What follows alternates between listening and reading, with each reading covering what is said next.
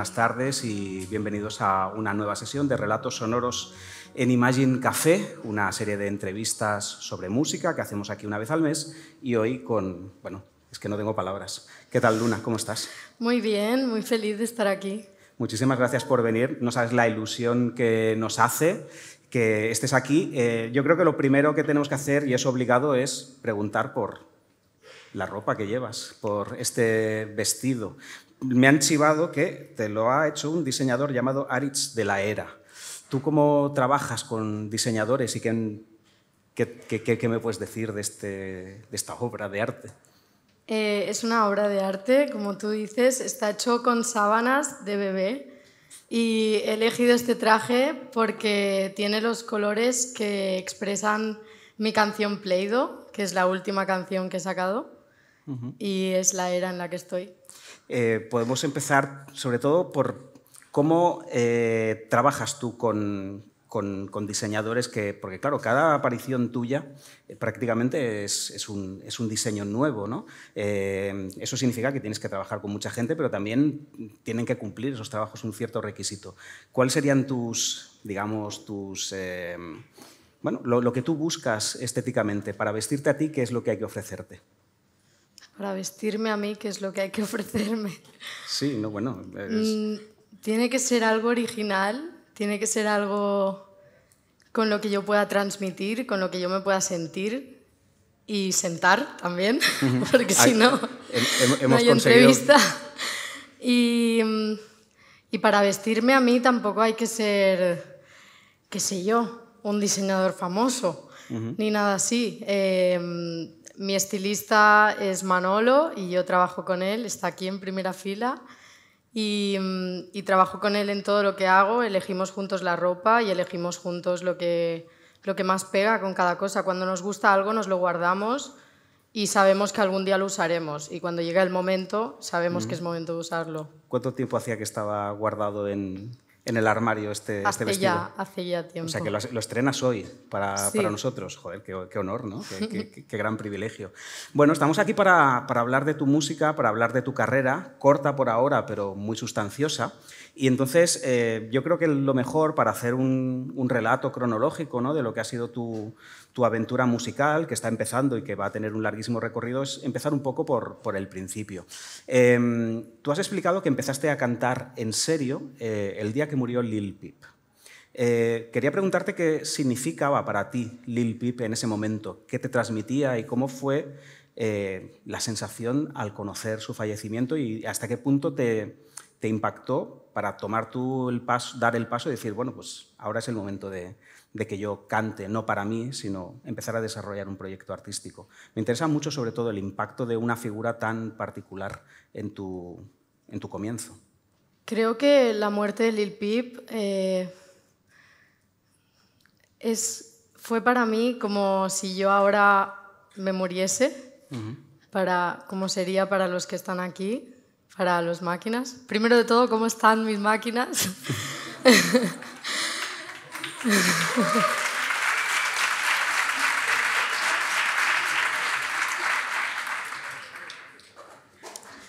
Gracias. Espero que estéis bien. Las fotillos luego. Ahora no. Esto se va a convertir ya en un saludo estándar, ¿eh? Lo vamos a utilizar todo el mundo. O sea, totalmente. Qué gran hallazgo. Bueno, seguimos con... La muerte de Lil Peep fue muy chocante porque era un referente muy joven, que teníamos muchos jóvenes, y no esperábamos que se fuese a hacer grande de aquella manera y grande tan pronto, y menos de aquella manera. Es decir, él estaba rodeado del trap, de la escena emo, trap, hip hop, punk. Empezaba a utilizar como un montón de etiquetas, era como un artista súper versátil, como somos muchos artistas ahora, pero sí que estaba en el mundo ese de las drogas y demás. Y entonces era como una fantasía, ¿no? Yo me coloco y no me pasa nada. Yo juego y no me pasa nada. Hasta que un día pasó, y pasó cuando él no era aún tan grande como iba a ser y tan grande como es ahora.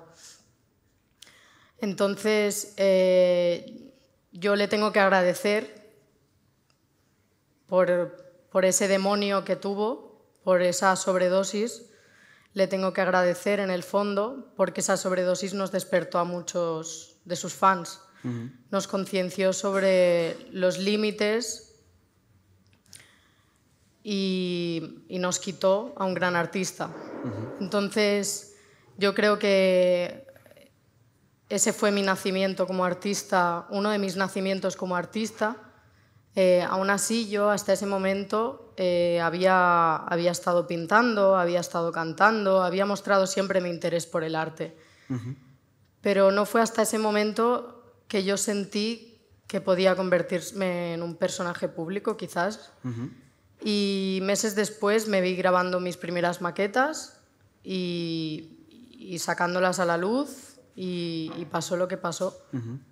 Esta siguiente pregunta te la hago desde la distancia generacional, porque claro, nos separan muchos años, pero las impresiones o los momentos importantes en la vida a todos nos suceden y a todas las generaciones nos suceden y también a partir de sucesos muy parecidos. Cuando tú relatas el suceso de Lil Peep, a mí me recuerda cuando en mi adolescencia supimos del fallecimiento de Kurt Cobain, por ejemplo, o de Tupac Shakur, o incluso uno que no se comenta mucho, pero a mí me impactó muchísimo, que fue la muerte de Camarón de la Isla. Son momentos en los que mucha gente despierta y sobre todo lo que ocurrió con Camarón es: hostia, me he perdido algo muy grande por no haber estado atento. En tu caso no sería eso, porque tú estabas atento a Lil Peep, pero es aquello cosas que te despiertan y en cierto modo te activan. En tu caso fue pues, creatividad, en mi caso fue abrirme a otro tipo de músicas y querer contar más historias, ¿no? Entonces, estas historias generacionalmente se repiten. A mí me gustaría que desarrollaras un poco más ¿qué es lo que ha significado para tu generación, no únicamente Lil Peep, sino este tipo de trap tan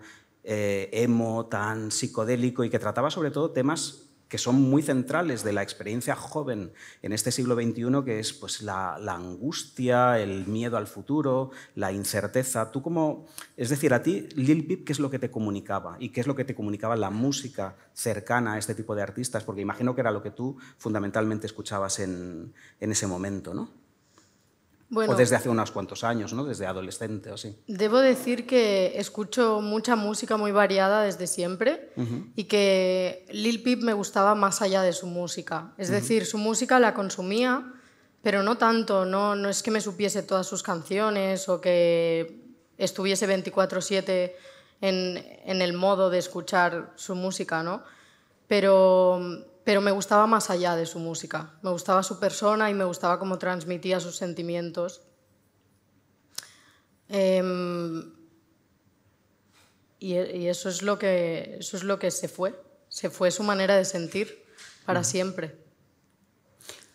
Tú en diferentes entrevistas que has dado has hablado mucho sobre tu adolescencia, una adolescencia difícil en muchos aspectos. ¿La música para ti en esos años qué era? ¿Era un refugio? ¿Era una vía para, yo qué sé, ampliar tu mundo y que no se quedara reducido pues, al mundo del instituto, donde, bueno, has explicado, ¿no? Que no fue una buena época?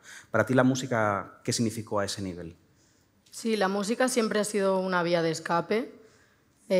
Creo que tanto hacerla como consumirla siempre me ha gustado muchísimo y no recuerdo la primera vez que escuché música, porque debe haber sido de muy chiquita, ¿no?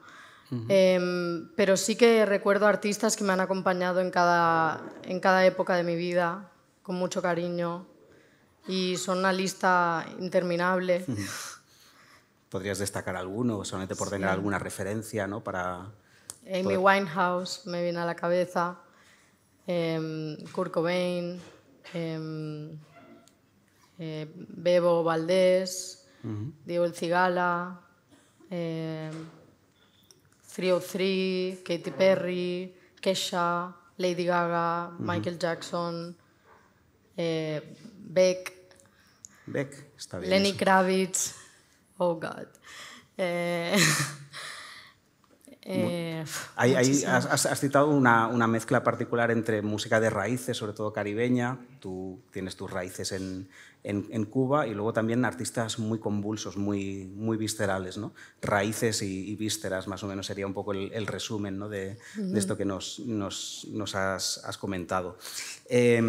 Musicalmente, tú diste un salto adelante cuando te fuiste a estudiar a Madrid. Ahí es cuando empezaste a hacer música y tu música empezó a circular. Aquel tiempo en Madrid, cuando tú fuiste a la uni, ¿cómo lo recuerdas? Porque has explicado, por ejemplo, en entrevistas, ¿no?, que en el piso en el que estabas había mucho movimiento. Parecía casi la Factory de Andy Warhol. Cada noche había movimiento, había música, había gente nueva. ¿Qué fue para ti aquellos años? ¿Estudiaste menos de lo que deberías o cómo fue aquello?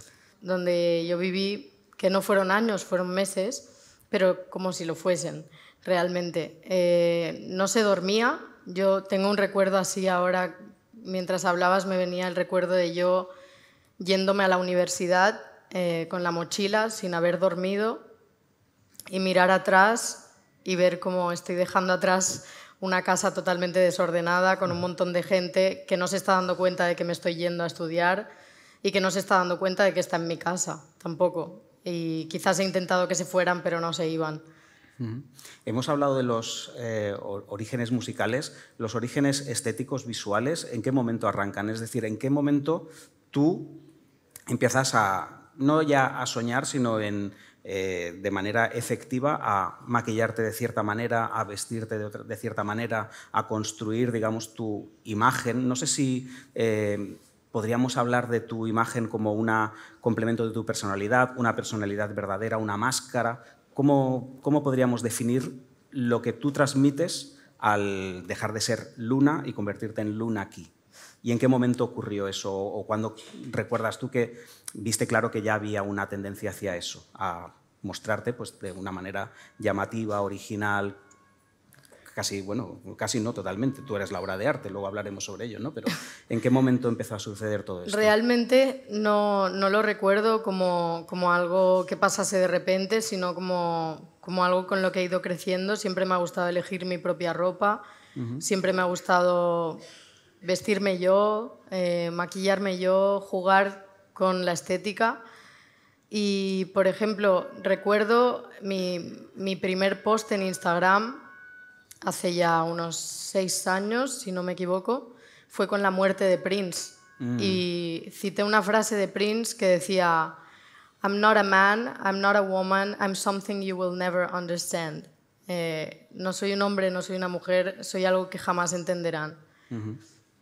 Y me sorprende que tan pequeñita ya supiese que esa era mi referencia, ¿no? Te voy a contar una cosa. Yo la primera vez que supe de ti, es decir, la primera vez que escuché una pieza tuya y vi tu imagen, cuando haces asociaciones de ideas muy rápidas, lo primero que pensé fue Lady Gaga, que la has mencionado antes, ¿no?, como un artista, pues evidentemente que tiene un reflejo en lo que tú haces. Lo de Prince nunca se me hubiera ocurrido, pero lo veo mucho más coherente incluso, precisamente porque Prince es eso, o sea, es a partir de la indefinición de muchos aspectos, crear una identidad superior a todo lo que tú puedas imaginar. Me ha gustado mucho eso. No conocía esta referencia a Prince, pero me parece muy coherente. También te quería preguntar si hay otro tipo de referencias que podrían ser lógicas, ¿no?, a la hora de intentar imaginar de dónde tú vienes, si realmente han sido importantes para ti o no lo han sido. Por ejemplo, por tu manera de maquillar, de vestirte, evidentemente hay una conexión con el glam de los 70 y la evolución posterior. Pero, por ejemplo, el glam de los 70, David Bowie como referencia fundamental, ¿es importante para ti?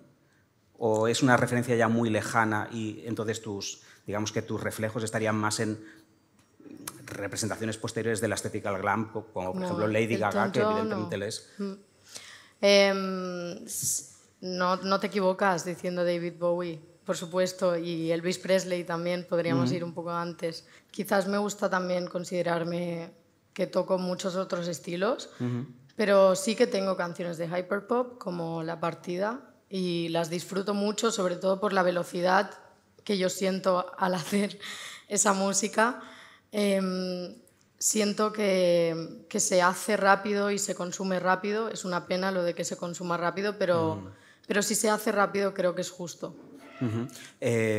Yo te preguntaba lo del hyperpop porque es una referencia que muy al principio salió, pero evidentemente si empiezas a escuchar toda tu producción y escuchas el álbum Clean, etc., es evidente que hay muchas referencias reggaetoneras, mucho trap, hay...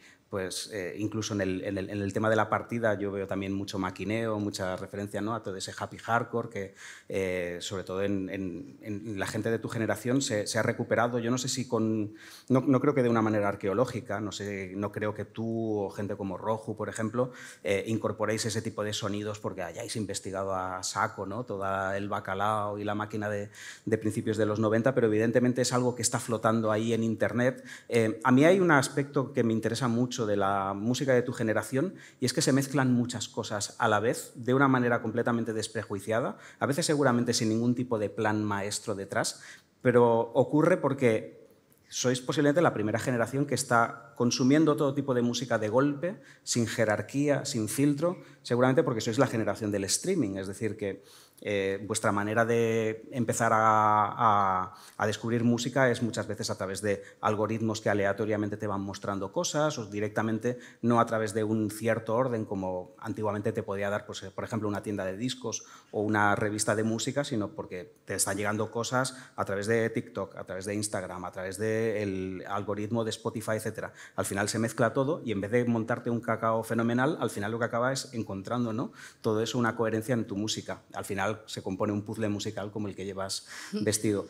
¿Tú te sientes parte de esta reflexión? Es decir, ¿eres resultado de haber consumido impulsos indiscriminados, pero que al final acaban teniendo una coherencia en tu emoción? Sí, me considero nativo digital, es decir, que he nacido con las redes sociales y creo que las entiendo muy bien hasta donde puedo.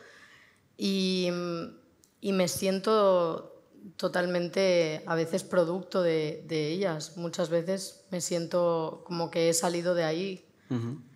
Desde una generación más anterior como la mía, siempre hay la tendencia a decir que las redes sociales son nocivas, que son malas incluso para la música, porque al final reducen mucho, ¿no?, la esencia del mensaje, pero sin este tipo de comunicación mucho más rápida, mucho más de impacto, no sería posible un tipo de música como la que haces tú, ¿no? Entonces, ahí yo creo que hay digamos que habría un prejuicio injusto, porque que no te guste no significa que no tenga valor, ¿no? Pero sí que es cierto que hay un abismo generacional muy grande. ¿Tú lo sientes de esa manera? Es decir, que gente que ya tiene X años más que tú no pillan absolutamente nada de tu manera de expresarte, de tu manera de hacer, de tu manera de colaborar y no sé cómo te sientes al respecto, si te resbala por completo o si hasta cierto punto te incomoda o te molesta que haya prejuicios de ese tipo que tú seguramente no entenderás como justos, pero que existen ahí.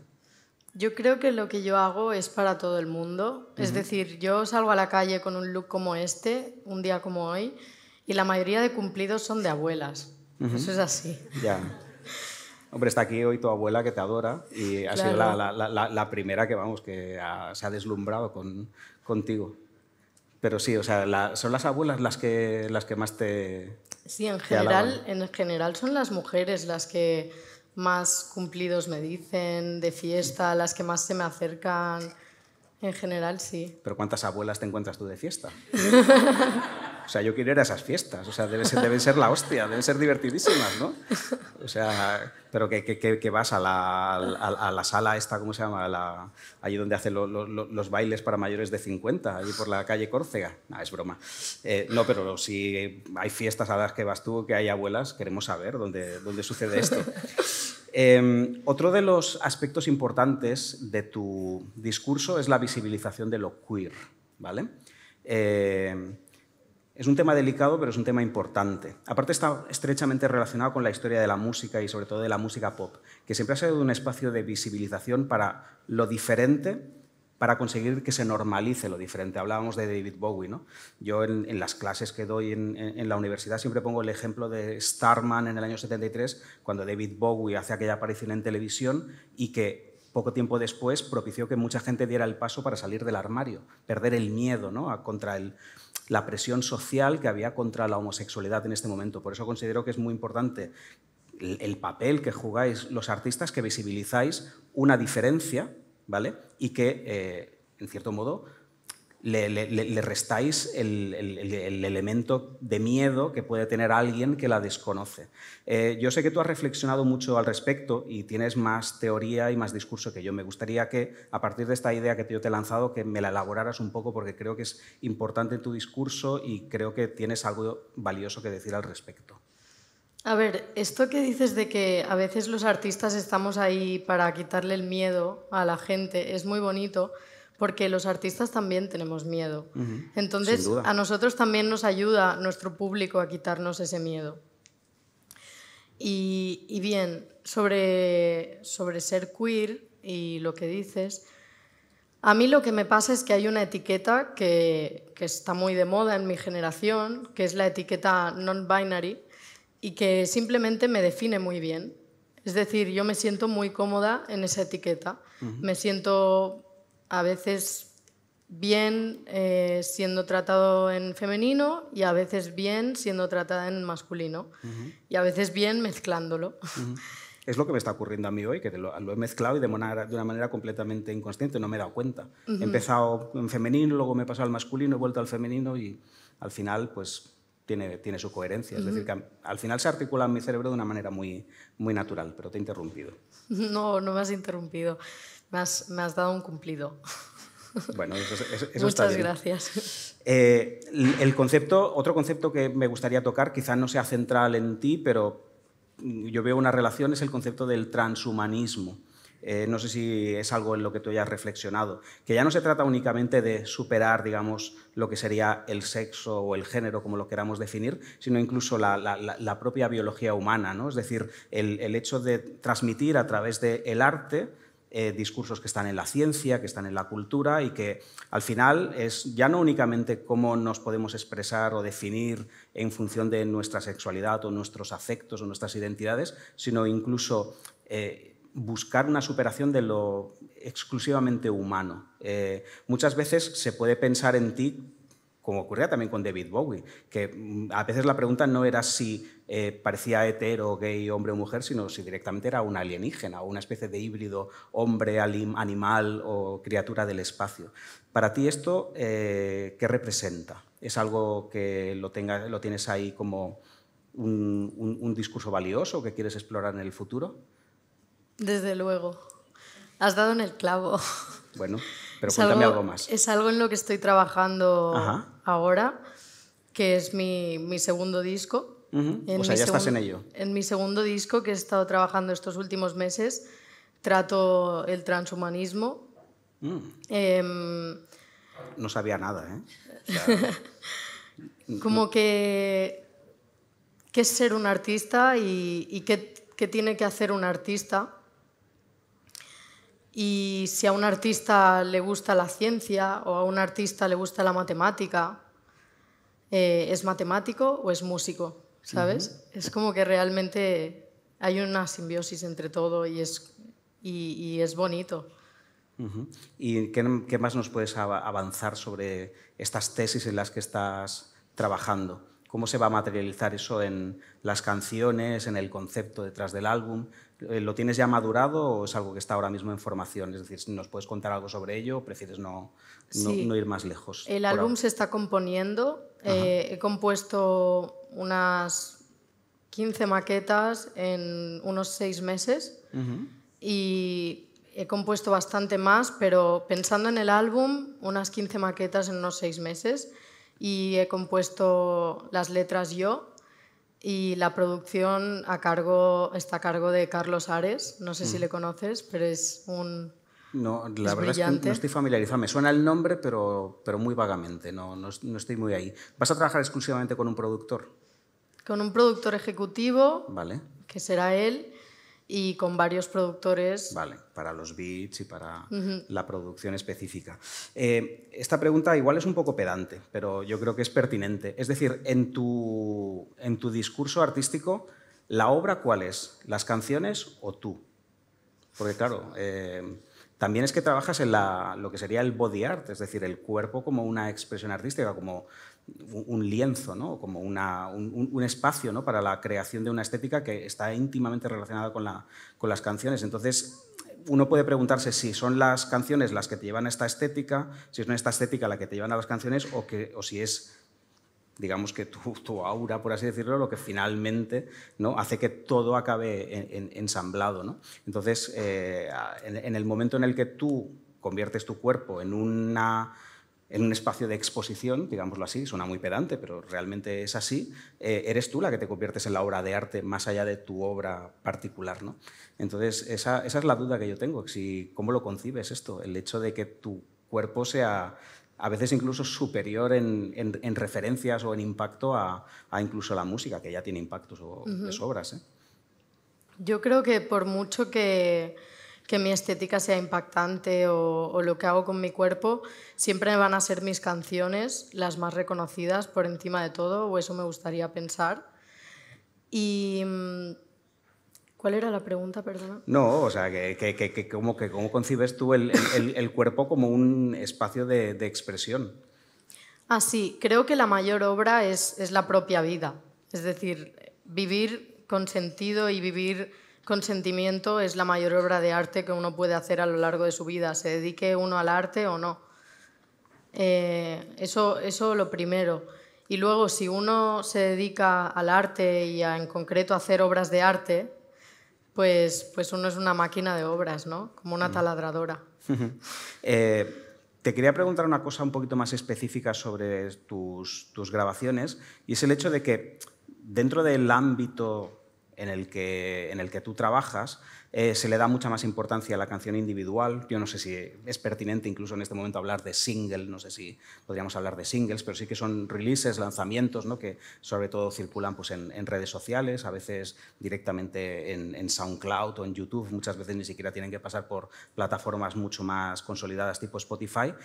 En cambio, tú muy rápidamente fuiste a hacer un álbum y lo terminaste. Y el álbum, digamos que en la generación del trap o del reggaetón, evidentemente se hacen, ¿no? Pero no es el objetivo de muchos músicos. Mucha gente que ha venido por aquí, a veces les preguntamos por el álbum y es, bueno, el álbum ya llegará, ¿no? Lo importante es mantener, ¿no? Una constancia en sacar canciones sueltas y comunicando con el público. Pero tú rápidamente buscaste el álbum. Esto creo que es un hecho diferencial, al menos dentro de tu generación y en el mundo en el que estás. ¿Por qué buscaste tan rápido hacer un álbum? ¿Qué significaba para ti hacer, digamos, un trabajo con un arco más amplio y con, evidentemente, mayor profundidad y mayor alcance? Yo creo que en el momento en el que quise hacer un álbum fue porque me estaba preocupando por mi legado. Es decir, de alguna manera me estaba preocupando el hecho de ¿y si me pasa algo y mi música queda en singles desordenados y que la gente puede escuchar en cualquier orden sin saber por qué lo está haciendo así, ¿no? Y quise ordenar mi música de alguna manera, quise ponerme la meta de aprender a hacer un álbum y quizás corrí mucho, ahora miro para atrás y me veo tan inocente, tan chiquita haciendo clean, pero me da mucha ternura, creo que a pesar de todo es un gran álbum porque tiene grandes sentimientos dentro y estoy muy orgulloso de él.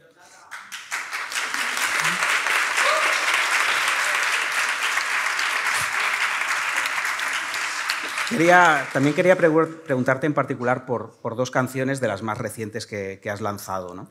La Partida. Antes hablábamos de este sonido así como muy hardcore, electrónico, esos beats súper rápidos. A mí siempre me ha resultado muy curioso porque, claro, como hablamos, como ya te decía, hay un abismo generacional entre tú y yo. Y claro, yo viví aquellos tiempos, ¿no? Donde la máquina y el happy hardcore emergían, estaban en la radio continuamente, formaba parte, ¿no? De los que éramos adolescentes en ese periodo, ¿no? Finales de los 80, principios de los 90. Luego, mucho tiempo después, esto vuelve por parte de una generación que es que ni habíais nacido cuando todo aquello estaba.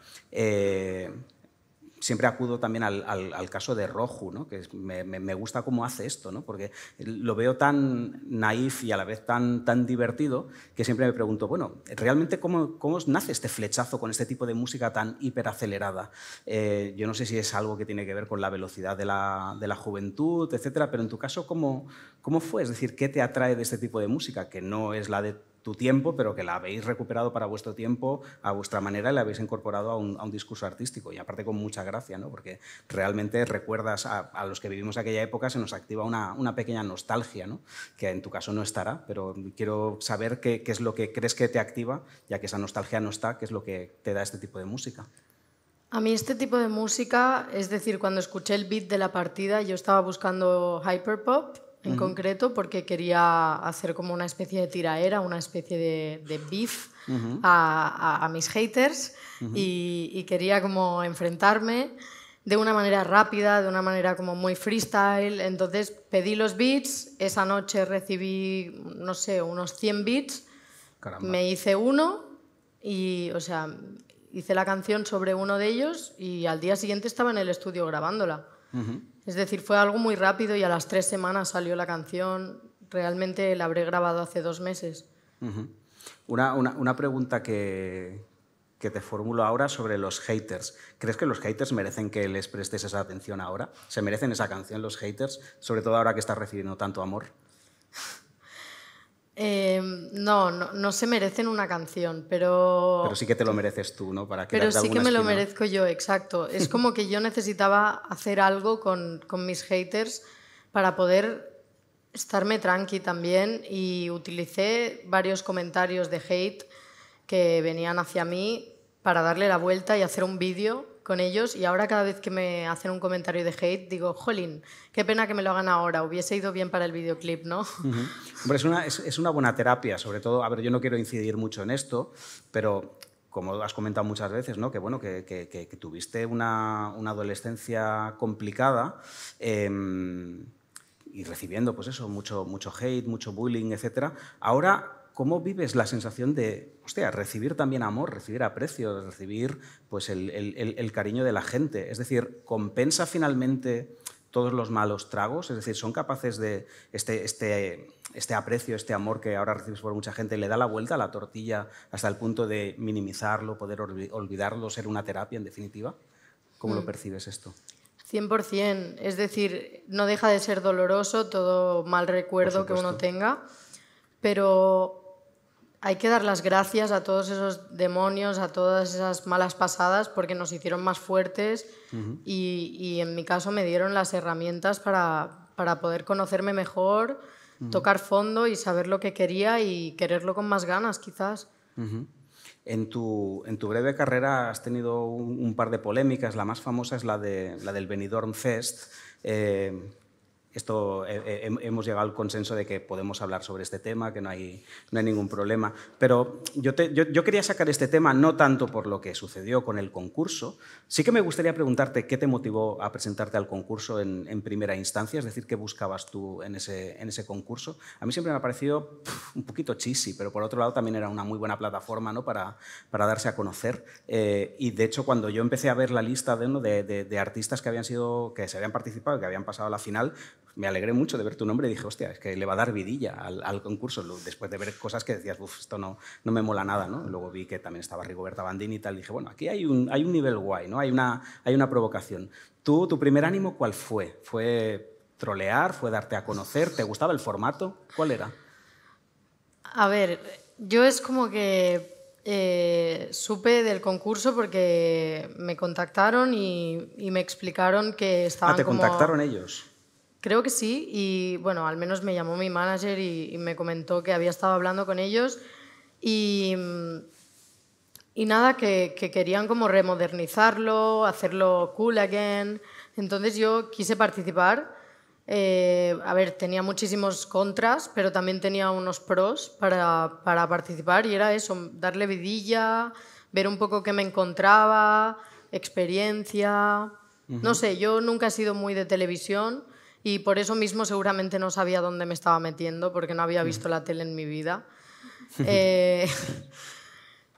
Y nada, y realmente no puedo decir que lo pasé bien, porque sentí mucha presión estando en un programa de televisión, sobre todo cuando te dan un micrófono y te dicen, venga, canta, venga, tal. cosas que no están preparadas, cosas sin equipo, ¿no? Entonces, bueno, no lo pasé muy bien y bueno, la sorpresa final fue cuando, a pesar de que en las normas no ponía nada sobre que no se podía utilizar autotune, pues decidieron que no se podía utilizar, ¿no? A 4 días de mi actuación, que iba a ser con autotune.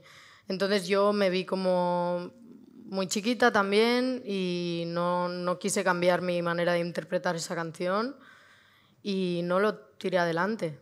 Yo cuando supe de tu decisión, yo lo primero que pensé es que era lo correcto y aparte muy valiente, porque sobre todo a mí lo que me transmitió el hecho de que tú dijeras, oye, pues si no puedo utilizar el autotune, no voy, que mucha gente dirá, mucha gente que se posicionó, digamos que en una manera más contraria, diría, claro, es que no sabe cantar. Y yo lo que pensé es que sin el autotune no tiene sentido tu propuesta musical, ¿no? Es decir, ahí yo creo que falta un poco de pedagogía, sobre todo para gente que no entiende de qué va el rollo, sobre qué es realmente el autotune, que no es una manera de hacer trampas, sino que es una manera de maximizar la expresión, ¿no?, musical. Es decir, el autotune es como ponerle un pedal de efecto a una guitarra. Tú puedes tocar la guitarra acústica y suena muy bien, pero la puedes distorsionar y suena también igualmente bien. Y eso, por ejemplo, si se hubiera invalidado, pues no existiría el rock. De la misma manera que si invalidamos el autotune, quizá no tendremos voces líricas que podrían cantar en un teatro de ópera o no tendríamos voces pues, al estilo de, yo qué sé, Mónica Naranjo, Rafael, ¿no? Gente que tiene